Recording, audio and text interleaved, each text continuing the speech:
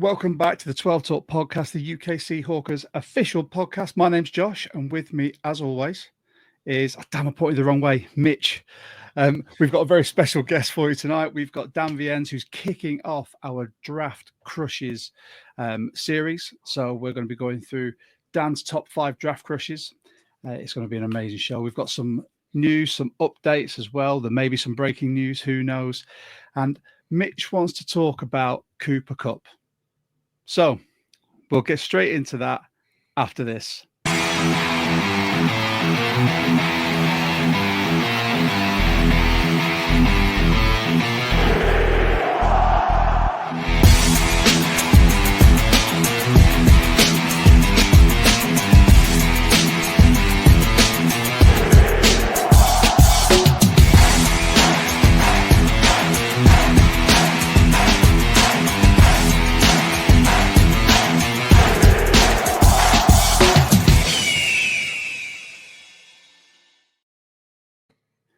And we're back with the man himself, Mr. Dan Viens. Welcome back, sir. Thank you for joining. Yeah, what's up, guys? How you doing? I'm just hanging out here in London with you and talk some Seahawks. If you were in London, my friend, we would not be doing this from the sanctity of our houses. We'd be doing it live from a pub. Yes, we would, 100%. But as we can't be in a pub, I'll just have a beer. Obviously, it's that time over here. I think it might be a bit early for you. It is. I've got one queued up, but I've got to finish this cup of coffee first. That's fine. That's okay. So, as we said, this episode is called Draft Crushes. Yeah. I think it's in the vein of what's going on at the moment. I think it's probably wise that we go over what's happened so far in free agency. Everyone knows about this, but I haven't been paying attention. Does anything happen? I don't know. I haven't seen you on YouTube for ages either, Dan. So we all know, let's start from the top. Geno was traded to the Raiders for a third. DK was traded to the Steelers for a second. Lockett was released.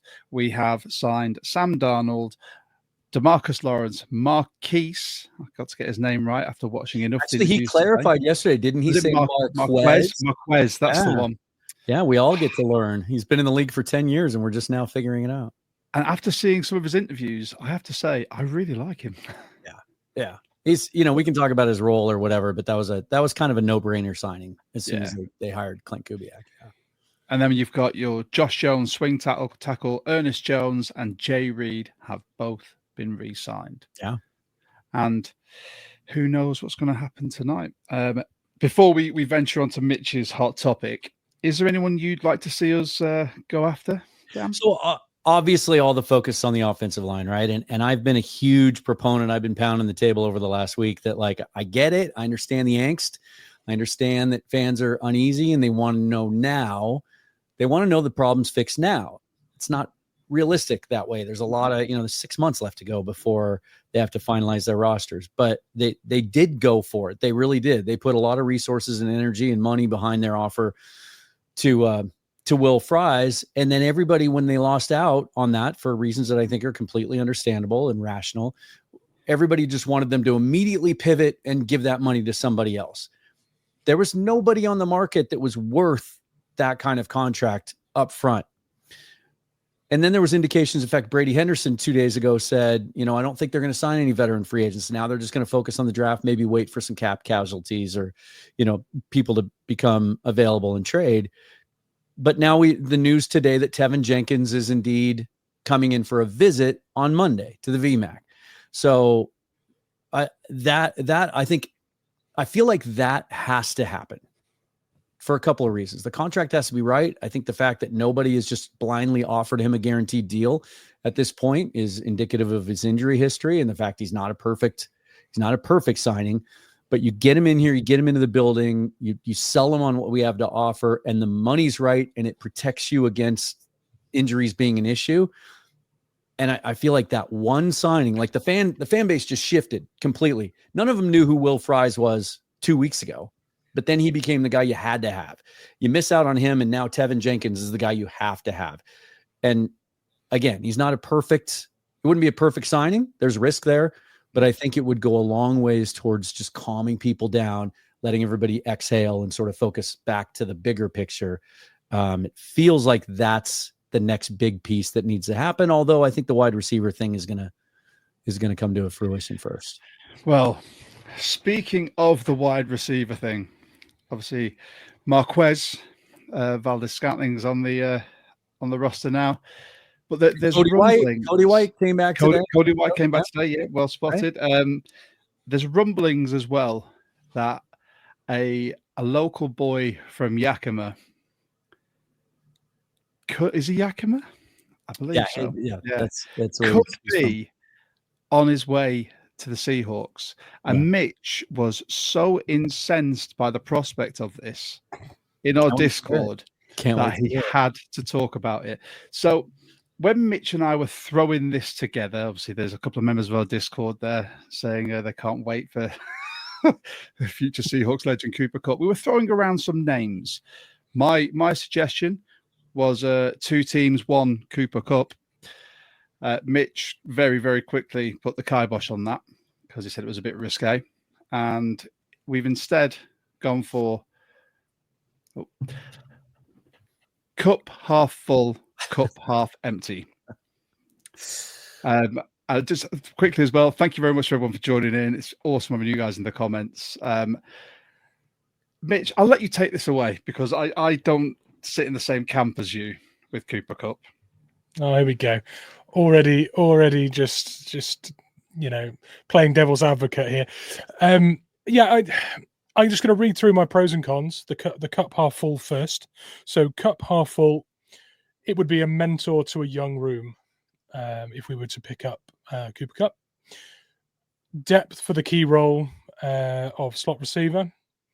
A local player that you could potentially get more out of because, be one of his final contracts in the league. You'd think maybe one more if he was to sign 2 years here. And he's got family ties to the club. Leader on the offense. We're now obviously lacking that with Geno going and DK going. There's it's a Super Bowl winning wide receiver coming into the room. It's a good thing. Jody would love the shirt sales. We've lost DK. I don't know if Geno really ever sold that many shirts, but it would be a bump for the shirt sales. It would show ambition to be competitive right now. That's the kind of move. Alongside DeMarcus Lawrence, obviously, it shows a desire to win this year. Currently, JSN will be one of the top 5 most important players on the roster. This lessens the pressure for him to stay healthy and available and take as many targets if you were to pick up Kupp. He's an excellent blocker in a scheme where blocking is crucial. Those are the pros for picking up Kupp for me. Don't even need the cons. We're going to get to the cons, mate. But Dan, anything you'd add to that list, or any of those that really stick out for you as being key factors in why you pick up Kupp? No, I think you hit them all. I do think while I don't think that the Seahawks typically place a whole lot of weight on this, the PR factor I think is pretty strong given what they just did to the roster. Moving on from so many beloved players that even if it costs a couple $1 million more than maybe some of us feel like we should be comfortable with, the PR factor is huge. The question is, how much does he still have left in the tank? And I would think that the contract would reflect that. I think they're trying to drum up. The agent's working very hard right now to try and drum up as much value. The leaks are coming every 5 minutes about all the teams that are involved and this and that. At the end of the day, it makes too much sense. He probably wants to play an hour and a half away from where his family lives. While he didn't grow up a big Seahawk fan, his family did. I just think if there were 2 moves that John Schneider could make in the next 72 hours to kind of quiet everybody down, it would be to sign Cooper Kupp and sign Tevin Jenkins. And then he could kind of go like this and just sort of let value free agency in the draft come to him and maybe even just, take a mental break. So I think that's a huge part of this. And I usually like to focus on the football stuff, but I think in this case, the non-football factor is a pretty big one. Josh, anything to add? Anything there that you think is a key factor? I think, much like Dan said, you've mentioned them all. For me, when you look at the fact that we've jettisoned our 2 big name wide receivers, and we've got JSN, who's an ascending star. We've brought in MVS, who love him or hate him. He's a role player. Yeah. Having another big name, and this is what me and you were saying this off air, whether he is reliant on the scheme or, he's a scheme fit, having that name just to draw defenders to is essential. And I think it'd be fantastic to have him. He's a local boy. Plus, I really want to see the SoFi just littered with Seahawks Cooper Cup jerseys because it would be the most Cooper Cup jerseys that have ever been in SoFi. So I'm all for it. Is providing the price is right. That'd be the big thing. But I know you're going to talk about all the negatives now as well. Just bringing the pod down. Talking about cup-related takeovers, this is the first and last time I'll ever put a graphic on screen in blue and yellow. There will never be another. This is the first and only time that blue and yellow will feature on this pod. So cup half empty. I've got not a fit for any role outside of the slot. So there are people that will say, oh, well, Cooper Cup's played, the perimeter and things. Yes. But in Kubiak's system, your perimeter wide receiver wants to be a player that stretches the field. It wants to be someone that you have to factor for deep because it opens up everything underneath. And if you're going to be running screens and targeting tight ends in the slot and moving the chains that way, you've got to clear out, the safeties to deep spots. And you're not going to do that with JSN necessarily, and you're not going to do that with Cup. So I think it's a slightly awkward fit, and you'd have to kind of rotate him and JSN. You'd have to find other spots you can put him in. Maybe have him as the hot route on some of the design plays, so he can be the blanket, from a different spot. But either way, it's a square peg in a round hole if he's not playing in the slot for me. And JSN by default then becomes similar wherever you end up putting him. So for me, it's not the best fit in that regard.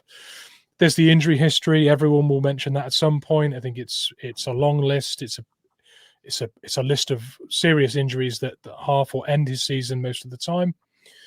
The money, I mean, the bare face of the number will be a gaudy number, but like Dan said, the makeup of that contract will be incentive driven. And at the end of the day, if he makes the money that number suggests, it'll be because of injury, meaning we have to use him a lot and him doing a good job. So if he earns that money, it will be off the back of us really relying on him. But I still see that as a cup half empty.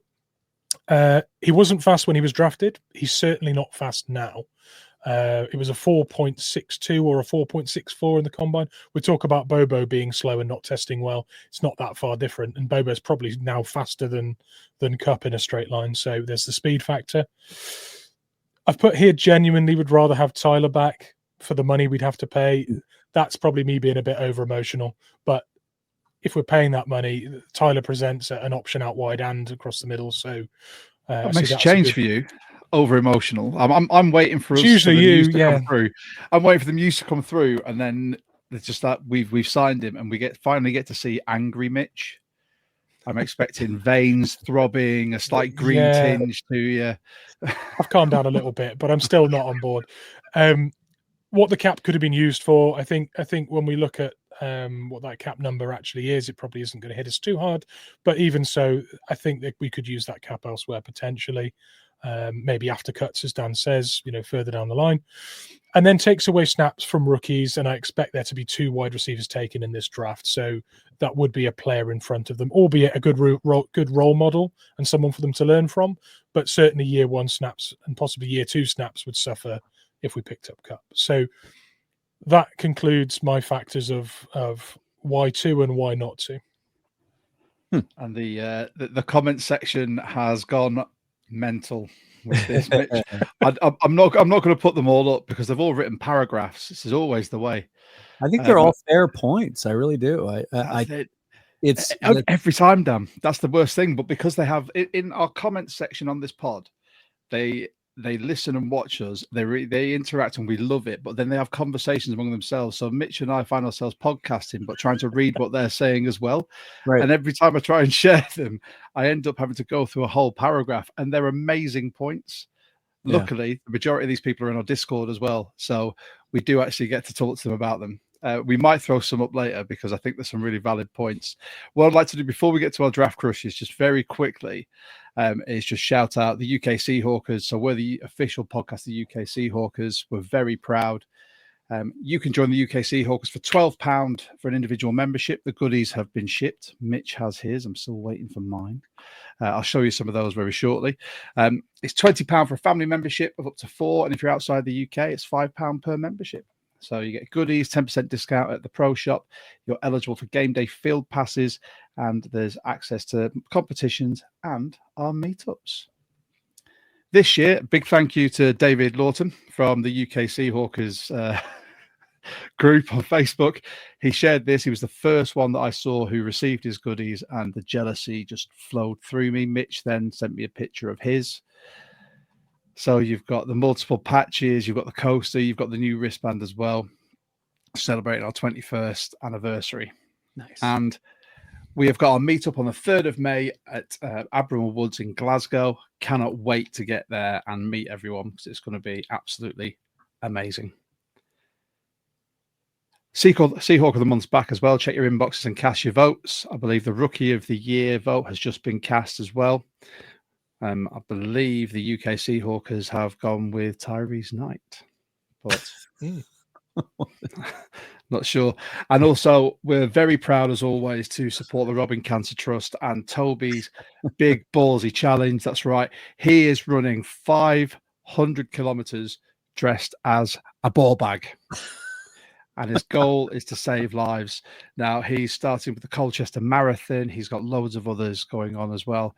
If you or anyone you know has been affected by testicular and ovarian cancer, you can head over to the Robin Cancer Trust website, which is the robincancertrust.org, and they will have plenty of stuff for you to be able to just get your teeth into and get your head around. They're a fantastic charity. We support them wholeheartedly. I think that might be one of the greatest things I've ever seen in my life. Well, the hashtags for their campaigns are talking bollocks and you're not overreacting. I've known Toby for years, and this is such a massive thing for him because he lost his brother to testicular cancer, and we're so proud to shout them out. And also for our guest, you, Dan, where can everyone find you? I've put most of them in the description below. But... yeah, Seahawks forever, no matter where it is. Although I will say this, for those of you who prefer audio podcasts, having an issue, my network just switched over to a different platform for the audio podcast, and it's not populating. So I'm not on Spotify, and I'm, as much content as I've been doing lately, there's a lot of episodes on deck. As soon as we get it figured out, hopefully later today, then all of that stuff will start populating. So for those of you who like the audio stuff, I apologize for that. But Seahawks Forever on YouTube is the home base. That'd be why I couldn't listen to any of your podcasts whilst I was driving for work yesterday. Yep, apologies. Makes complete sense. And I can't really have YouTube playing whilst I'm driving in my car. So yeah. It depends on your phone. Sometimes you can. It accidentally kept playing a video I was listening to the other day, and it was coming through my Apple CarPlay, and I thought, okay, this is unlocking all new. If you've got premium, you can do it, can't you? So maybe that's it. Yeah, that might be it. Yeah. Anyway, the title of this pod is Draft Crushes, and Dan, you get to open up our series on Draft Crushes. You're going to give us your top 5 or 5, just in general, because I know with the pod that you're doing with Bryce as well, right? There is a lot of drafts coverage. By all means, feel free to shout that out because Bryce is going to be on the show next Saturday. It's called Pulse of the Draft, and it's been a little stop and start, kind of getting it going with me moving, and then just with everything that's happening in Seahawks world. We had to postpone our last episode, for instance, because they went and traded their star wide receiver and quarterback. So we had to pivot, right, to borrow a word from John Schneider and Ross Geller. Pulse of the Draft. It's going to focus on the entire draft in the NFL, and so just trying to get that off the ground. And today at 6:30 p.m. tonight, Pacific time in the U.S. We're going to focus on the AFC West. We're going to go division by division. And so he takes 2 teams. I take 2 teams. We break down draft needs, and then we're going to do a mock draft where we get to be the GMs of those teams. So it'll be kind of fun to look outside and scratch my draft nerd itch in a non-Seahawks way. Nice. Holistically. Yeah. So can never get enough. Well, tis the season. You are not necessarily me, because I've not got the time at the moment. But our resident draft nerd is on the other side of you. But you sent us your 5, and I'm quite excited about these. So by all means, Dan, you take it away and let us know, starting with number 1, who your draft crushes are. Yeah, and typically when I do draft crushes, I tend to lean towards sleeper type picks, right? Guys that are kind of later on and sort of not getting enough attention. There's one on this list that I think qualifies as that. But this year, I tend, because they have those 5 picks in the top 92, like that's the heart. That's what's going to determine at the end of the day how good this draft is. Like they have to nail, I would say, 4 of those 5 picks. Like they have to absolutely hit out of the park and find guys that are a big part of the future. And especially in the trenches where not all of these picks are, but that's where I think all of these guys that I'm about to tell you are my crushes are going to go in the top 100. So, but I'll start with the one that has been the biggest riser. Femi Oladejo out of UCLA was a great example of someone, and I always find these in draft season, and Mitch, I'm sure you do too, where, you know, I didn't know anything about him until I started studying or they came into my view. And then once you look at him, you realize how much there is to like about him.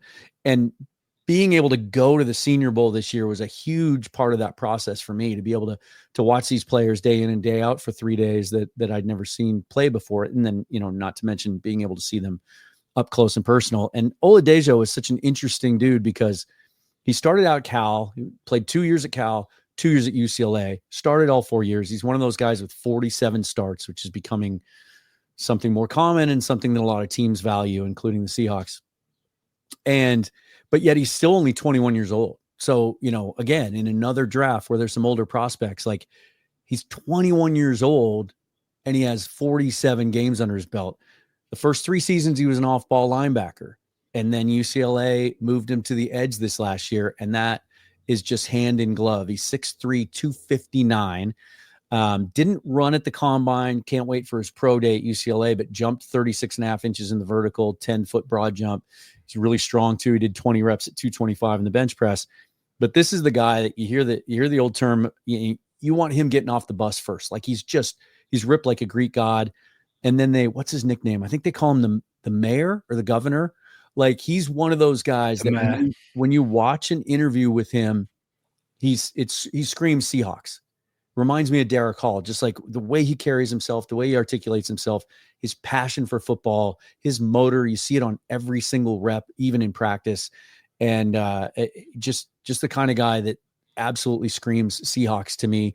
And even though they just signed DeMarcus Lawrence, who I kept calling Dexter yesterday during the show, as if there's another Dexter Lawrence out there somewhere who's really good at football. Never heard of it. But there's a place. Mike McDonald will carry 5 edges, and with some of the other guys being up for contract soon, really want to see him add one from this class. And he's a guy that I think fans could get really excited about if they grab him. Probably 3rd round. Yeah, the thing I really like about Oladejo is the knocks on him and the negatives are so coachable. You hear it year after year, but pad level, and you hear working on pass rush, repertoire and adding more than just a cross chop and these things, and inconsistent timing with hands. Get him into an NFL coaching regime. Those things can be polished up quick. And he's got above average athleticism. We're going to see more of that at his pro day. Super bendy as well. You wouldn't know watching him last year that he was an off-ball linebacker. He looks like he's been turning that edge for all 4 years. So he looks super coachable, and all of the knocks on him are coachable things. So I find him an intriguing prospect, and I like the size as well. I like a flexible, bendy edge that's also 260 pounds. That can have his hand in the dirt and stand up and drop into coverage, because he's done that too. And with the DeMarcus Lawrence pickup, who's someone they're probably not going to drop into coverage, having another guy off the edge that can is great versatility. Yeah, we're seeing this more and more, guys that have off-ball experience and maybe they're not super instinctive. And so you move them up to the edge. Obviously Micah Parsons is a great example of that. There's a couple other guys high in this draft, and Jalen Walker and Jahad Campbell that might end up fitting a role like that, depending on where they go as well. And it's it just kind of allows you to take the best of what that player does and fit it to their skill set. But yet you still have that ability, as you said, to, he can cover a little bit. He's going to be more comfortable dropping, which is something McDonald likes to do with his edges. Absolutely. So who's your next? Kenneth Grant has been my defensive tackle, Michigan. He's been my most commonly mocked player at 18. It's such a good defensive tackle draft. Daniel Jeremiah says he has like 27 starter grades on defensive tackles in this draft, and that's about double what he typically has in a normal year. And they have to come away with one of these guys, whether it's a guy later that's just kind of a run stuffing nose tackle, which is something we lack, to kind of free up, Byron Murphy and Jaron Reed and Leonard Williams to do their thing and move around, or it's a guy that's more attacking. Just need to add another young body there that's under contract long term, because we've whiffed on a couple of guys. We don't know what Cameron Young can be because he can't get healthy. And, it was really disappointing that Mike Morris didn't take a step forward last year and contribute really in any way. And so a guy like Grant, who's 6'4", 331, he's been on Bruce Feldman's freak list 2 years in a row. He was really bummed that at the last minute they found a little bit of a hamstring issue at the combine. He wasn't able to test because he was expecting to just blow people away at his size, running the 4.8s in the 40, really strong. He's really raw. I mean, there's a lot of, cleaning up that needs to be done, and teaching and coaching, as you mentioned with Oladejo, but the ceiling is all pro. Like, the ceiling's off the charts, and he's another one of those guys that, as much as he accomplished at Michigan, he's still just 21 years old. So you can really, really see the upside. Like, it's pretty easy to dream on what that combination long-term could do. Even if you take Leonard Williams out of the equation in a couple of years, if he hits the wall, of Byron Murphy and Kenneth Grant, that's a fun duo. Yeah, I really like him. There's things that jump out to me outside of what you said that really differentiate him. Like, the football IQ is massive for me. The fact that he can diagnose the way that they're protecting their quarterback and adjust at the line in real time without needing anyone else to be in his ear. He just reacts and adjusts so quickly. He'd be a brilliant running partner for Byron Murphy, because they would both need to be factored for on that line. He's such a force. I also like that he uses all of the moves. You'd forgive a guy at that size and who's that powerful to just be bull rushing over and over again. Yeah. But he's got a rip and a swim move, and it's funny to see a guy that size trying to win like a prime edge rusher. He's fun to watch. Really like him. Yeah, the motor is off the charts too. There's times where, and this, I think, kind of plays into the rawness of it and some of the concern that you got to clean up, because sometimes he'll just absolutely sacrifice his body and just throw himself into blockers, which kind of, takes him out of his lane, or his gap sometimes. But I think that just speaks to the effort level and the motor. He gives 100% on every play. And that's something that it's hard to, if you don't have that as a 21-year-old coming out of a major college, then that's hard to teach. Yeah. I think it's also one of those, I think Mike Mack is sort of showing his hand with how strong he wants his D-line to be. Yeah. And if you can draft someone like that at 18, then you're going to do it, because every draft analyst I've listened to or watched has said there's so much strength. Sort of Rob Staten was waxing lyrical about the strength of this draft in rounds 2 and 3. But if you can get an elite player at 18, that is really going to be there for the future to work alongside another first-round pick in Byron Murphy, then I'd be all over that as well. Yeah. My next guy is, we got to take a receiver at some point. The more I study this class, I really like it. There was a lot that I saw down at the Senior Bowl that I really liked. And if Cooper Kupp signs and he's healthy and is effective, then maybe this isn't the guy that's the perfect fit. And there's some other dudes that I like on day 2, but Jack Besh is just a guy that I keep coming to over and over again from TCU. And the reason I say that a Kupp signing might impact this a little bit, it's kind of a similar style, right? He's not the biggest burner in the world. And if you do sign Kupp to pair with JSN, you're probably looking for someone that can take the top off in the draft. Maybe one of the Iowa State kids or a Jalen Royals or someone like that's a little bit more of a deep threat. But Besh is such an accomplished route runner and such a great contested catch guy. And then the story and everything behind him and how hard he plays. He's a special guy, and I think he'd be a great fit even with Kupp, as long as you maybe at some, like Mitch, you mentioned it, and I agree with you. I think with 10 picks, maybe more, 2 receivers makes a lot of sense in this draft. Maybe you take the speed guy later. Not that Besh is slow.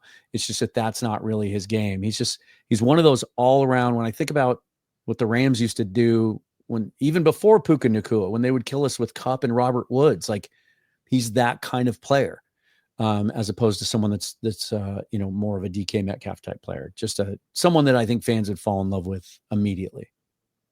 Yeah, you're right. He's not what you'd call a burner, but he separates really well downfield. So he gives you windows to fit a ball into, to make those big plays. And his ability to catch the ball in traffic as well is really good. The catch radius is there, and he catches the ball in traffic really well. So he gives you that deep threat without the burner sort of tag.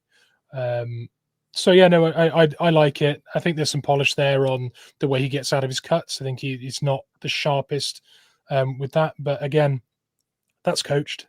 And he presents good value down the draft for me. I like the pick. Yeah, the contested catch thing, I agree with. He had a great quote at the Senior Bowl where somebody asked him about, how he does on 50-50 balls, and he said, I call him 75-25 balls because that's how many of those I come down with. So yeah, it's the right mentality to have. Yeah.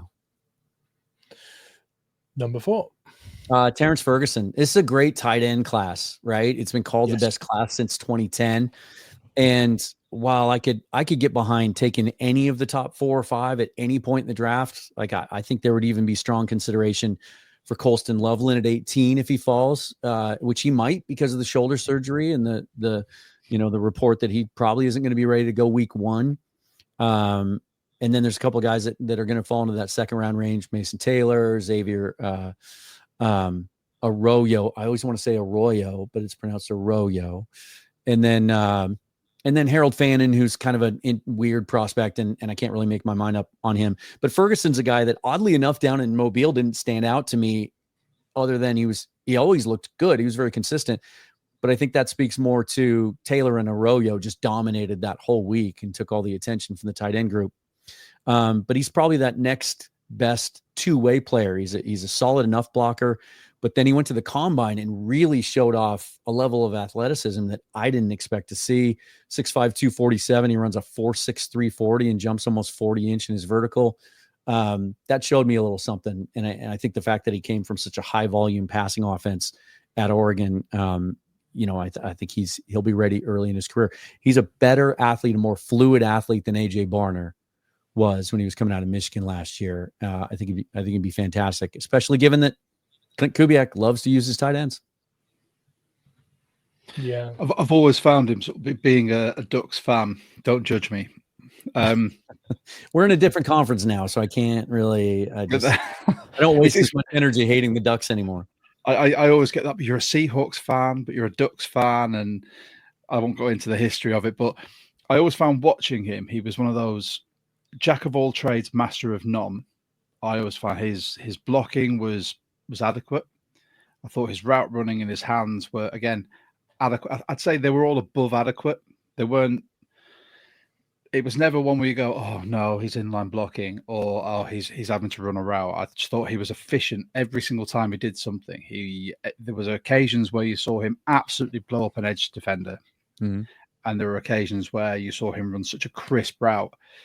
And for me, if you're not going to select a tight end in the first round, that's what you look for. That's kind of what we've got with AJ Barner. Like I said, Barner's less polished. Yeah. But if you can get sort of play like this, Ferguson in sort of the second, third round, perfect. Yeah. And now, I haven't even peeked at the comments, but I'll bet you there's some in there that are like, you don't have where's the offensive lineman, right? Where are the guards? Where are the centers? Where are the interior guys? Are you just going to ignore? No, it's Tate Ratledge for me. I could have easily gone Gray Zabel, but at some point you like to mix things up in the draft process because he's just been the guy for so long. But Ratledge I didn't get to see him at the Senior Bowl. None of those Georgia offensive linemen ended up going. And he was injured a little bit last year. So some of the tape I had access to, he wasn't in those games or whatever. So he was someone I was obviously aware of, but watching him at the combine really put me over the top. Like his, on tape, you see the physical aspect. And I said on the show last night, like, And I was Jeff Simmons was on with me yesterday, and he used the term. He stole a term from Jim Mora from that one year with him as head coach, the dirtbag title, right? He's like, we need a dirtbag. We have a bunch of like kind of quiet dudes on that offensive line. As much as I like some of the young guys, we need someone with some nastiness, and you see that in Ratledge in the way he likes to hit people and bury people. And in the SEC, you better have that attitude, or you're not going to make it as an interior guy. But then he goes and at the combine and shows you everything you want to see out of a wide zone blocking guard, and just how easily he moves and the quickness and the fluidity and all those starts he has at a high level playing in the SEC and big games over and over again. I think even if you sign Tevin, it gets really interesting if you draft a guy like Ratledge on day 2 and you sign a Tevin Jenkins, because I fully expect Christian Haynes to be a long-term starter for this team. Now you've added some really interesting competition, and that's, something fans certainly want to see. It gets a little muddy, I think, if Jenkins is healthy and you're 100% certain moving forward. But how to fix a problem, then throw as many resources that you can. And in that situation, if Jenkins is good to go at left guard, then you throw Ratledge in competition with Haynes, and best man wins, and it makes your team better. Yeah, I really like it, and he's interesting to me because you talk about plug and play, instant starters once drafted. He's that guy, but also he's an instant tone setter with that demeanor, and he brings something we don't have. So the impact he could have just being plugged into that line goes far beyond the actual performance itself and the numbers and the protections. That he would bring something so different. And I think it would be really good for the young line we have to have a guy in there that brings that point of difference. Because if a few of the guys on our line added just a bit of that to the game, it would look a different line. So I love that. He also do that. Oh, go ahead, Mitch. No, I was just going to say my top line for him is crunching power with a solid anchor. And nice. That is something we don't do well at the moment, is move people. He does that in his sleep. Yeah. And I think if this scenario did play out, right, you sign Tevin Jenkins and you take a guy like Tate Ratledge on day 2, I think it really does open the door for Haynes when OTAs start to get more center reps. We know he, as far back as the Senior Bowl last year, in his draft year, obviously, he got some run at center. And a lot of the scouting reports I read when I was first learning about Christian Haynes were that maybe that's his best fit long-term. Or you just cross-train him at all 3 spots, and he's that guy that, competes all over the place.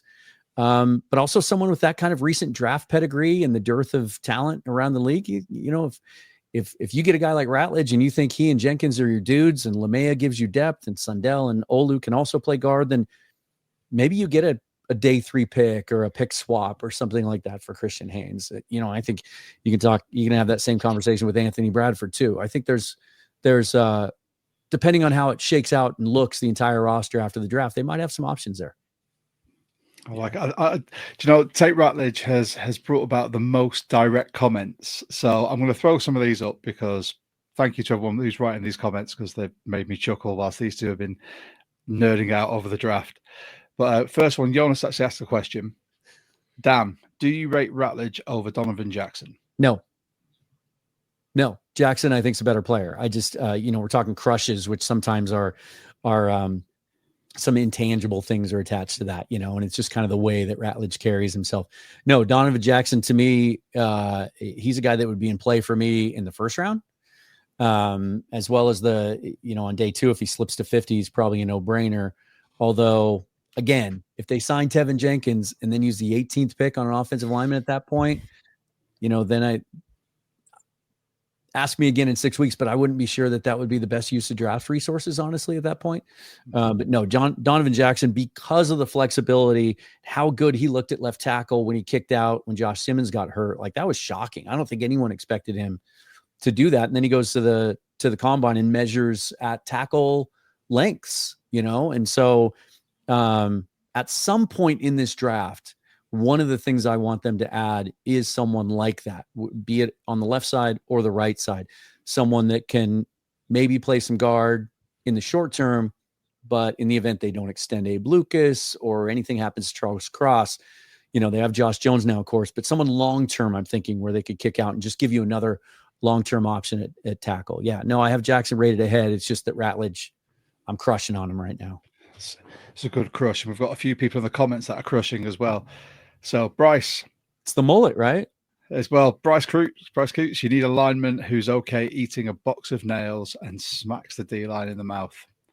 Agreed. So that's Tyler Booker, right? Like, has there ever been a better quote from a guy at the combine than when he was asked, what's your favorite thing about football? Remember this? Yeah. And he said, making the guy across from me not like football anymore. Like, that might be the greatest answer to that question that any offensive lineman has ever given. It's what you like. You want some nastiness. If you're gonna be a lineman, you can't be passive.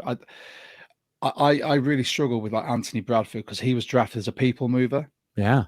So in the run game, they were like, he will move people, but he just seems like such a nice guy. Every single time you hear him talk, you're like, you sound really soft spoken and eloquent, and I can't imagine you being the guy in the corner of the locker room that people go, don't go near him. It's pre-game. He might hurt you. Just doesn't have that. Yeah. Talking about the mullet from our German German watcher, Jonas. If the Seahawks draft Ratledge, the mullet wig will be a bestseller in the pro shop. Mm-hmm. And I want to see that. Bryce come back with Rutledge wig. Would be like the Boz hairstyle coming back. And it would. Yeah. And the stash. It's the combination of the mullet and the stash. It's like, who's the Eastbound and Down? What's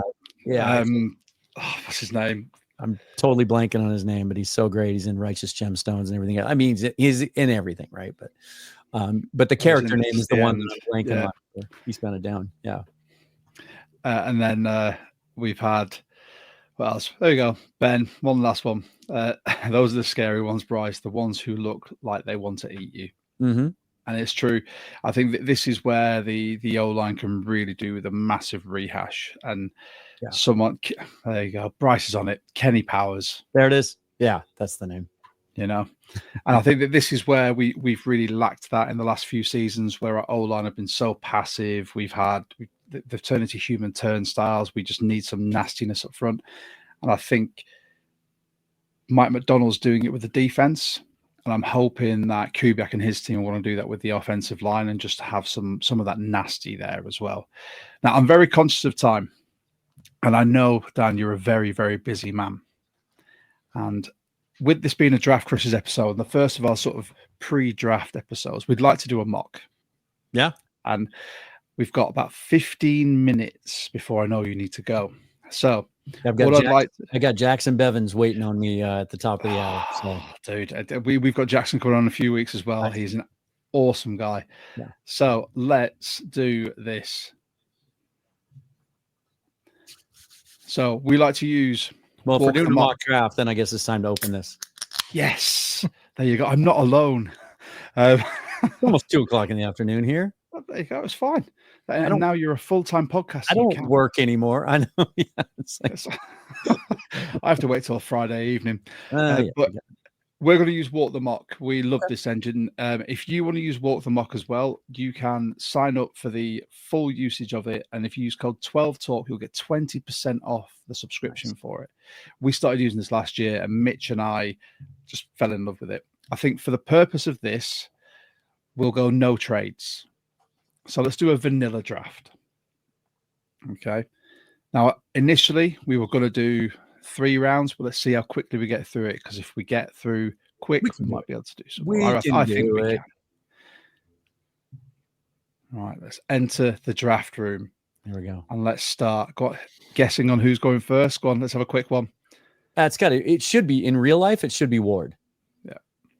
The Titans would be nuts if they pass on Ward. I completely It's going to be agree. Abdul Carter, this engine. Oh, no. No, it's Cam Ward. And then Shador Sanders goes second. I don't know about that.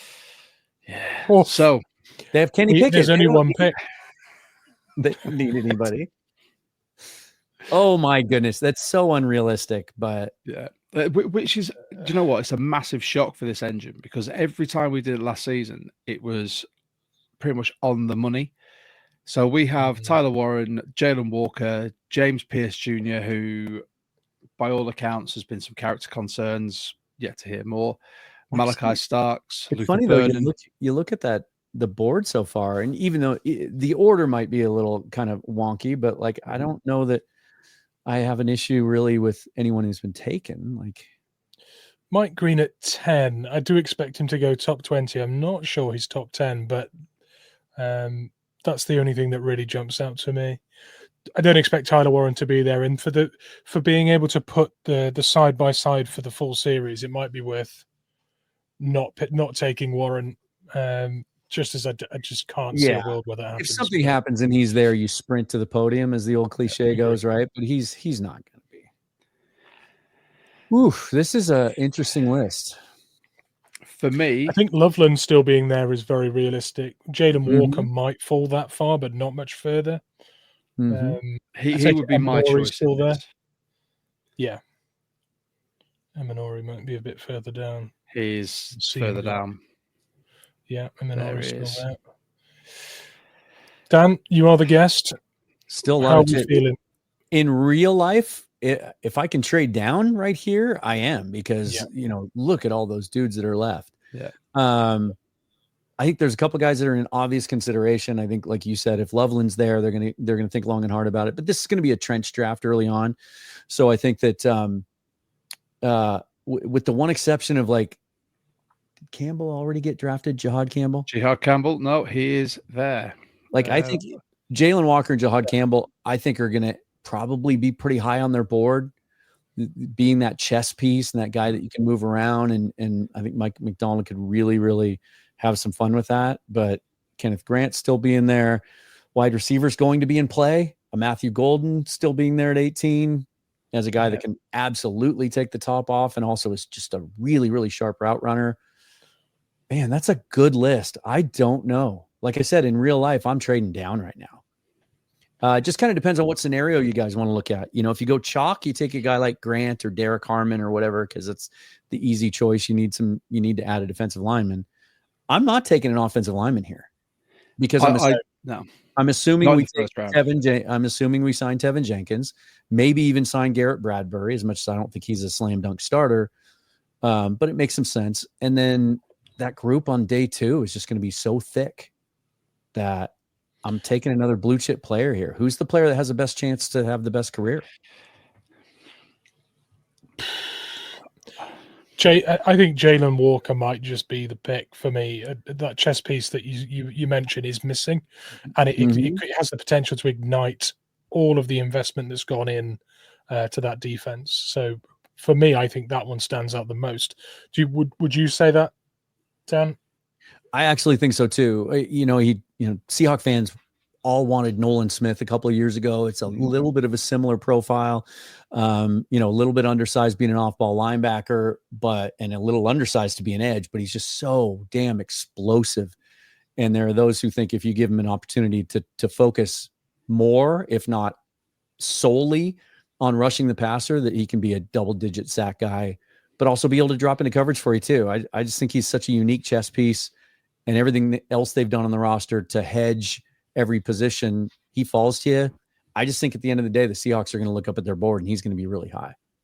It makes sense. It's a scenario I haven't played that much with, so I think it'd be fun to see how it goes. He's been available in a few of the different engines I've used. He's been there or thereabouts, and I've been so tempted to take him every time. So I'm glad we get to draft him in this one. I usually go with Campbell in that scenario because it's a little bit bigger, but it's the same idea. They have similar sort of role profiles. And here we go. So it's top of the list. You've got Gray Zabel. You've got Trey Harris. You've got Cameron Williams. Trayvon Henderson. Uman Mielen as well. Yeah. But we just taken a guy to add to the pass rush. Jackson's still there. Isaiah Bond. I think this is going to be where we might look at a high caliber O-line project. And Zabel he's touted to go to shift inside, isn't he?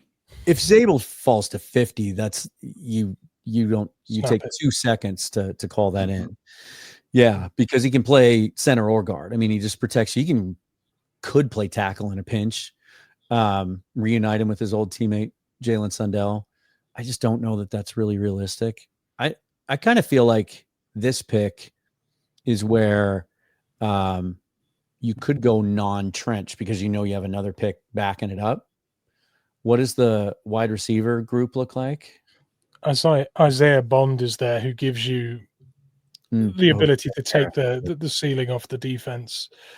I think he's a good fit for that. But like you say, you can get the fast guy without the other traits further down the draft if it's just going to be a decoy and a deep threat. Well, Jack Besh is there for 73. With that group, though, even though I know he's a crush, but like Jaden Higgins is still there at 50. That's tough to pass up. I love Jalen Royals. There's so many guys there, though. Maybe we wait, right? I think we should. Who are some of the other offensive linemen? Like sometimes some of the sims will list, some of the guards we like under tackle and then even center. Because here's okay, I was looking for his name. If they don't sign, well, they didn't, we didn't get Drew Dahlman, right? And then Josh Myers obviously had no value. He signs to be a backup with the Jets. And so they're probably going to move forward. They might sign Garrett Bradbury, but as I said, no guarantee he's going to be a starter. I wonder if Jared Wilson's an option here. I just don't. He's only played one full season, but the tape is so good. Hey, he comes from a powerhouse school as well in Georgia. Should we just take our guy Ratledge there? Yeah, I think so. There's so much we could do with the pick two picks after. So I think he's such a perfect fit. Yeah. And that's kind of the perfect value for him, I feel like. Perfect. And we are back on the board already. So we've had our linebacker in Jalen Walker. We've gone Tate Routledge in at pick 2, round 2, pick 18. So now it's round 2, pick 21. Should we look at Go ahead. I think wide receiver here. If there's anyone of value, it's going to be all the same guys we just looked at, right? Yeah. Yeah. My favorite from this list is Higgins.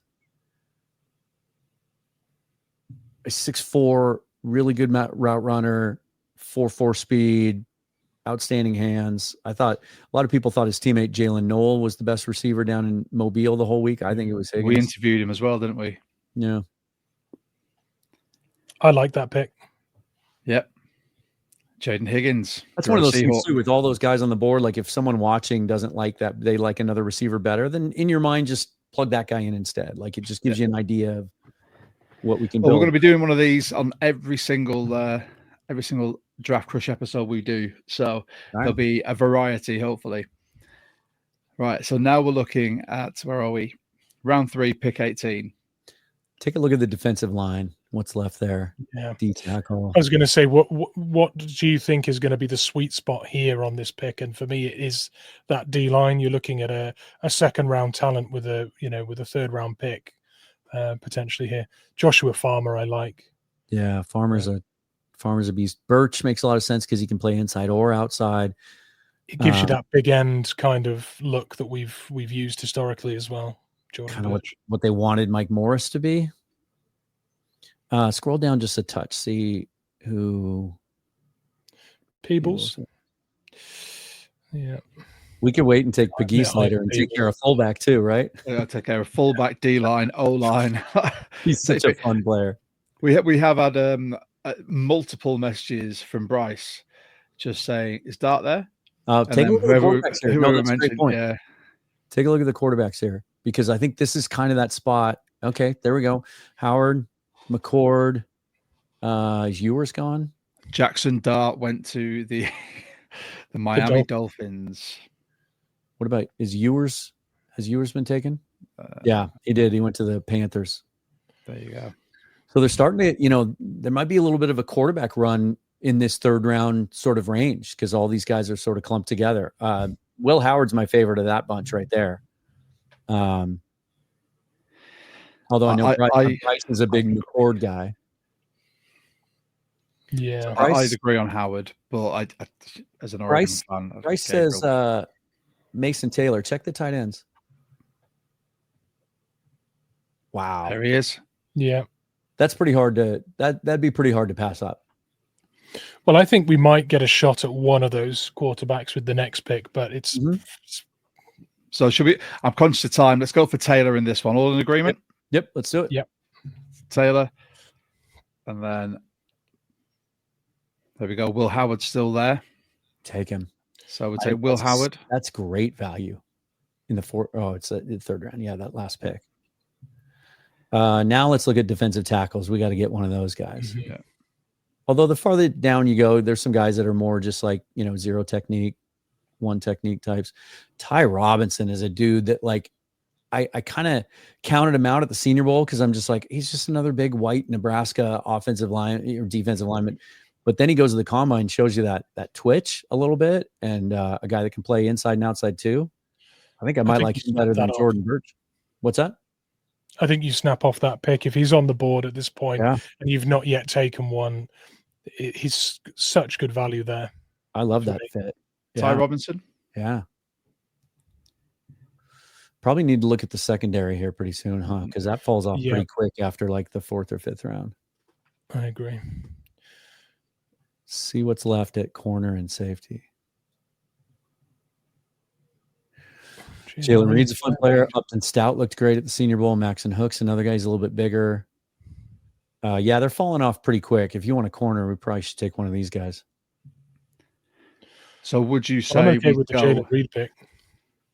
I think that's good. Yeah, he kind of looks like very similar to what we have now, kind of a sort of a Kobe Bryant, Julian Love type profile. Let's do it. Yeah, perfect. And then we're back on. Yeah, look at all. Sometimes they. Yeah. So we've got choice of Hudson from Florida. You've got Caldwell from Oregon. Jack Nelson is a guy that I really like in this range as a guy that can play. I know they just signed Josh Jones, but it's just a 1-year deal. I think Nelson's a guy that could end up being a really good swing tackle. And I think he's good enough that if you do move on from Lucas at the end of the year, he could be a guy that could take over. Well, as you are the guest, we'll let you have the final decision, sir. So if you want Nelson, this. Check interior offensive line real quick because there's a guy in this range that I really like. Jackson Slater. There he is. He's a Bellevue kid. Some think he can be the best or one of the best centers in this draft. Great Senior Bowl, great combine. He's interviewed multiple times with the Seahawks. Is that your boy? Yeah, let's do it. And then we'll take a tackle like in the 6th round or 7th round. Perfect. So now waiting all the way through till 7. Mitch said 2 wide receivers. This might be a good time to peek at what's left for a second guy. And if you got Higgins, like a true X, it's one of these.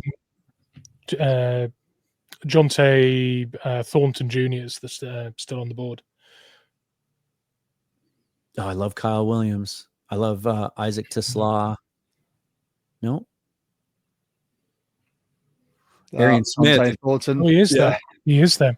Smith is another speed demon. Dante Thornton is an absolute beast. Really stretches the field. Let's wait and take him later because we know we can. We've got another one. Yeah. He could fit that perfect profile of that second receiver we're talking about taking. Yeah. So what are we thinking with this? Because we've got 2 picks left.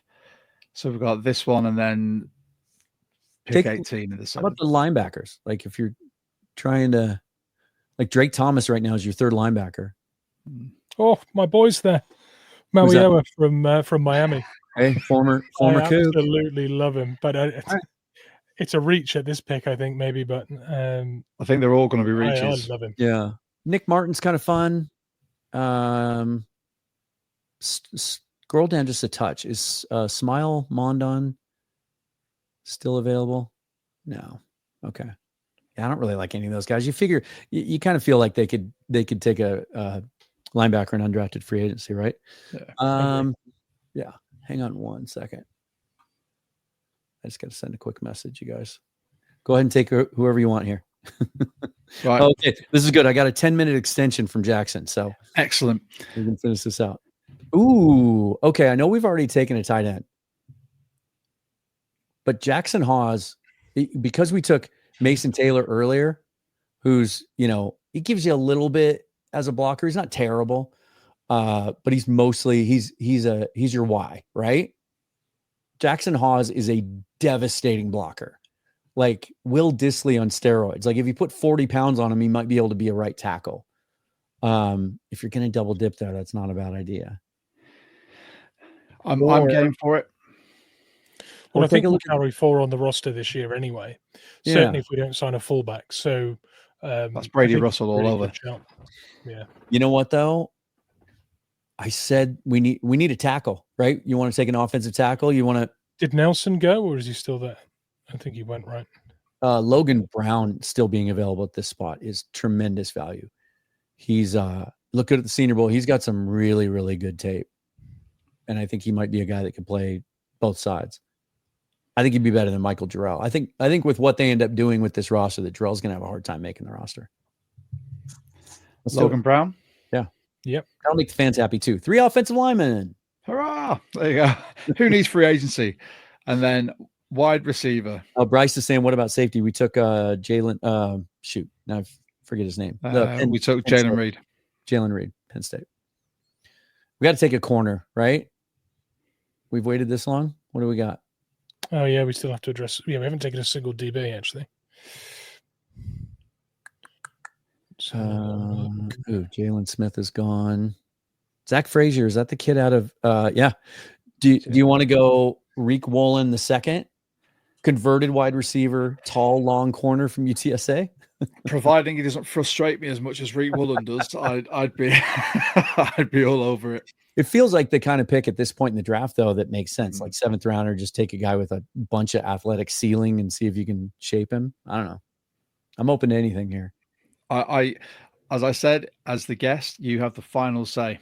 This is more your mark. We're here to give some input. All right, let's take a look at defensive tackle one more time, because if there might be a couple guys that are more of a true nose tackle that I think could get some good value here. There's your boy Mitch. There he is. There's your Stackhouse. Yeah, do it. He was a guy last year, if he had come out, that had a bunch of like day 2 buzz, but had a good combine. I think he just kind of got lost in the shuffle because he's not twitchy, but he's a big dude. All right. What do we end up with? Mitch, absolutely loved him. He was waxing lyrical about him the other week. So we ended up pick 18. We took Jalen Walker. So the second round pick 18, we took Tate Ratledge. Second round pick 21, we took Jaden Higgins, the wide receiver from Iowa State. Round 3 pick 18, Mason Taylor, tight end from LSU. Round 3, 28, we took Will Howard, quarterback from Ohio State. Then round 4, pick 35, we took Ty Robinson, D-line from Nebraska. Round 5, pick 34, we took Jalen Reed, free safety from Penn State. And then 5, pick 37, we took Jackson Slater, interior offensive line from Sacramento State. Round 7, pick 7, Logan Brown, offensive tackle / center, I guess. From Kansas. And then with round 7, pick 18, someone who's becoming a darling of this podcast and many others, Nazir Stackhouse, defensive lineman from Georgia. I quite like that. Yeah, I think the only things you didn't really check off are corner, which could be such a wild card in this draft for the Seahawks. Like I could see him taking a corner on day 2. I really could. But, that being said, there's guys on the free agent market. There's bounce back guys. I think they like what they have. You can sign a guy in undrafted free agency. So that might be a miss. And then I do kind of feel like at some point they're going to take a running back. It's such a good class. You want to tap into that. But we could have gone that way later on probably. But no, I think I like it. I think we checked a lot of boxes. Yeah. Well, we'll pull that up on our socials. Dan, you have got to run because you've got the amazing Jackson Bevans that you're recording with. Are you live or recording? Recording it, so it'll post in a couple hours. Yeah. Excellent. Okay, I'll that'll be on for me in the morning. Before we leave the pod, do you want to tell everyone where they can find you? Like I said, I've put all the links, the majority of the links down in the description below. Seahawks Forever on YouTube is kind of where everything's based. And then, as I said again, it'll be on all the audio platforms. Just having an issue switching it over to a new feed at the moment, but stay tuned for that. And then Pulse of the Draft, which is an NFL draft channel with Bryce Coots and I, and we'll be going live tonight at 6:30 Pacific time, breaking down the AFC West and all their draft needs and doing a mock draft for those 4 teams. So look for that as well. Perfect. And we just want to say thank you to everyone that's come over who usually watches Dan, who watches us. By all means, if you like what you've seen or heard, our dulcet British tones, and you want to see who we've got coming up, we've got Bryce Coots coming up next week. And then we've got some other Seahawks content creators and members of our Discord that are going to be coming on to do an episode. So you can join our Discord. Mitch will pop the link in the comments. It's also the pin post in our X. You can like, subscribe, hit the notification bell to follow us. We really appreciate it. It helps our channel grow. And as I said, we are the official podcast of the UK Seahawkers, and we're very proud. And if you want to try Walk the Mock, there you go. Use code 12Talk and get 20% off. Nice. Perfect. I like it. And just before we go, officially, Cooper Kupp still not yet signed anywhere. So no breaking news today. One day it's going to happen. One day, Mitch, we'll be on live. No, we'll get some 5 minutes news. after this show goes off air is when it's going to happen. I guarantee you that. Probably need to have one more mystery team, tweeted out by his agent before. It's just a scattergun approach at the moment. It's like, oh, he's talking to all of these people just to try and clamber, but we'll wait and see. If he comes in, then you can check our socials. Obviously, Dan's got all of his as well. We're on X, TikTok, Instagram, all those good things. It'll all be in the outro. Feel free to stick around. But from me, from Mitch, I just want to say a massive thank you to Dan for coming on. It's always a pleasure having you on, dude. And I can't wait for your next episode to come up and for him to be on audio, because I'm driving a lot next week. So it'd be lovely to be able to just I'll get that fixed. Cue them all up. I will get that fixed. And by the way, this was just tweeted. Apparently, Sam Darnold on 710 ESPN may have stumbled over his words a little bit and said he's started to say he's really excited to work with Cooper Kupp, and then kind of corrected himself to say wherever he ends up. So. Oh, the nenext episode of 12 Talk, Mitch will be absolutely furious, and I can't wait. There we go. Thanks, guys. Always fun to be on with you. Thank you so much, and everyone, stay tuned. Go Hawks. Go Hawks. Go Hawks.